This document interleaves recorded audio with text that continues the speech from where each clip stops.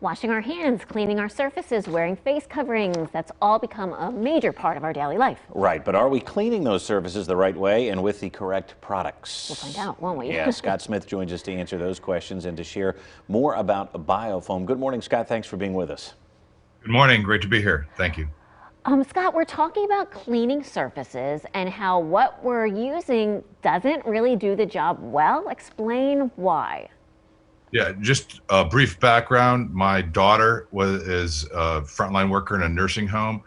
Full PPE gear N95 was infected with COVID in May of last year, and along with all the other healthcare workers. So I did my own investigation and realized that it does indeed spread on surfaces, this virus, along with many other pathogens, and reached out to experts, including the Australian National Science Agency, that has verified that COVID-19 lives up to 28 days on surfaces.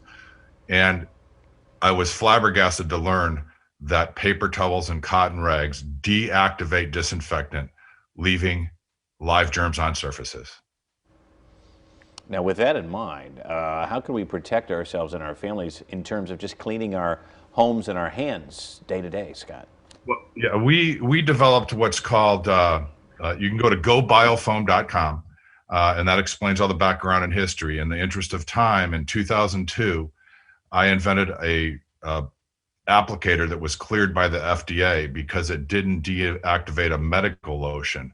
And this was used by our US military. I never thought 18 years later I'd have a personal story where I adapted this. And we have a mitt and a sponge. And basically, for the same reason it was cleared by the FDA and chosen by the US military, you infuse it with a disinfectant, an EPA registered disinfectant, and it does not deactivate it. Bottom line is paper towels and cotton rags have a negative charge and disinfectant has a positive charge, and it cancels each other out. This has a neutral charge. That's really interesting. Talk more about what you do and BioFoam. Yeah, and you know, BioFoam has, my personal story is in 2006, I was wiped out in oil contaminated floodwaters.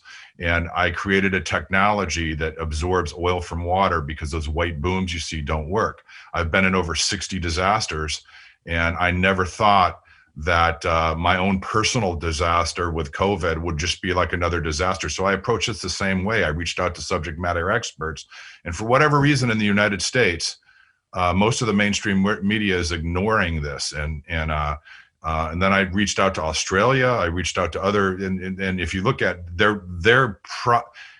generally speaking, nations outside the U.S. understand this deactivation of disinfectant, and the focus has been on airborne pathogens and airborne virus, which it should be, but this is spreading. It's clearly spreading from surfaces and touching your face. So if people want more information, Scott, what's your website?